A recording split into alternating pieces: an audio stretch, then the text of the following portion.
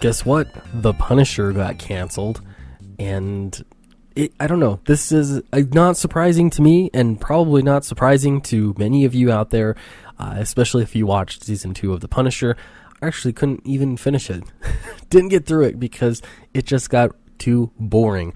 Before we get into that, I just wanted to point out this.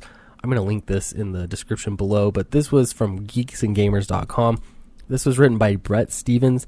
It sounds like he watches the videos, so thank you very much, Brett. And why I'm excited for Downcast, this was a really great article about my comic book, Downcast.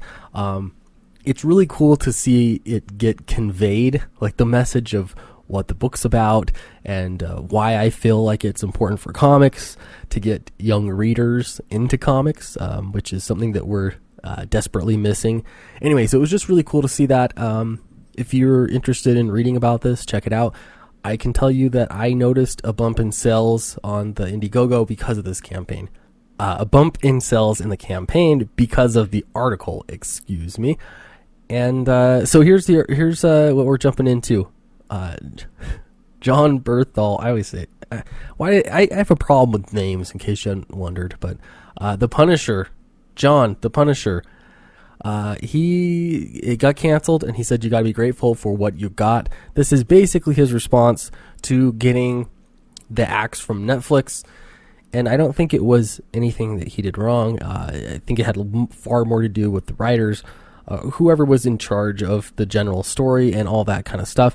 Thing is, season 1 of The Punisher, I know a lot of people didn't like it. I liked it quite a bit. I thought it was really interesting.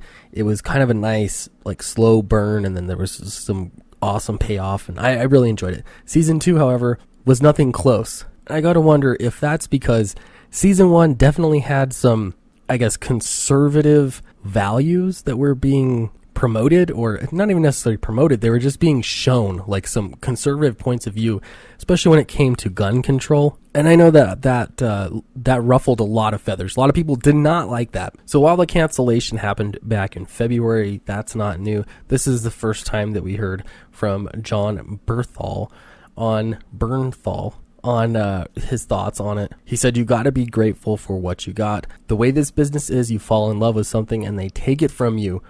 I know he's pointing out that it's Netflix, basically. They had to cancel, they're taking away. The truth is, this was taken away far before the cancellation happened. It was taken away as soon as they wrote that season 2 script. Whenever they approved it and they decided they're greenlighting it, and that was the script that they were going with, it was too slow, too boring, and it shied away from some of those, like, the conservative points of view that it once had.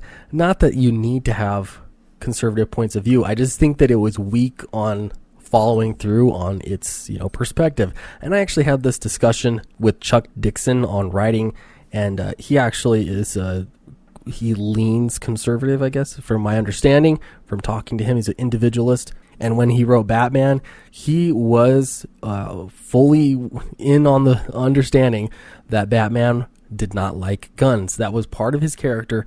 That made his character who he is. And so it didn't matter what Chuck Dixon's personal politics were. It mattered so much more about the character and what the character's perspective was, and being honoring that and being true to what makes that character who he is. So in this case, with The Punisher, being true to what The Punisher books are was not their goal.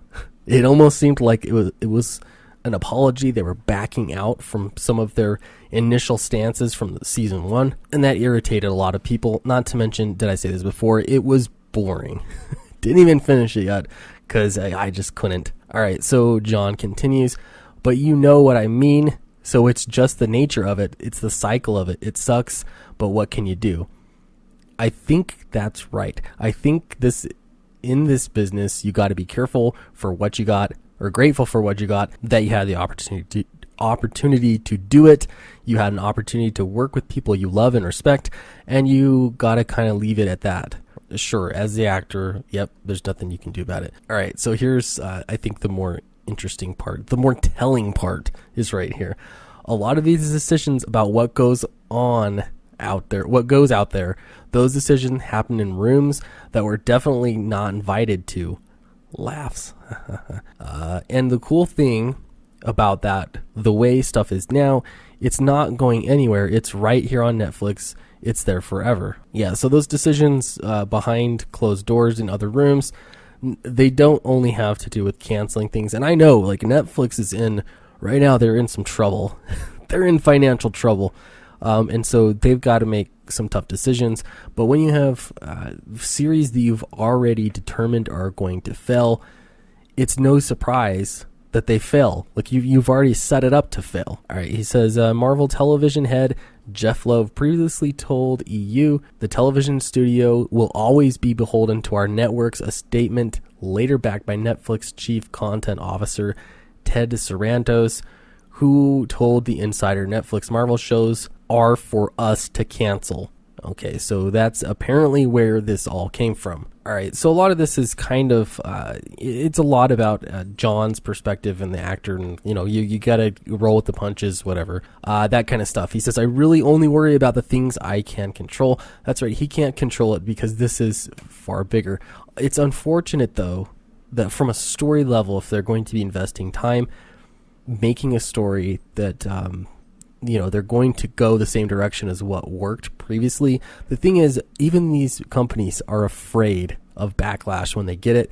And every time they make a film, and you'll see it if you browse through Netflix, they really, really make a point to pandering to the far left. They'll really try to make lots of films for them. And so when they do one that seems to appeal to people on the right, I don't know, they shy away from it because there's some really loud activists that are strongly against it. All right, he says, when I'm playing the character, I'm doing the job that's right there in front of me. I do whatever I can to make it as good as I can. But in this business, there's so much we can't control.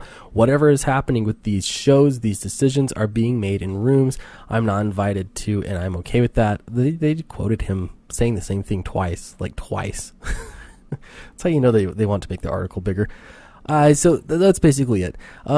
We can only speculate for sure as to why Punisher got canceled. I think that there are some political reasons.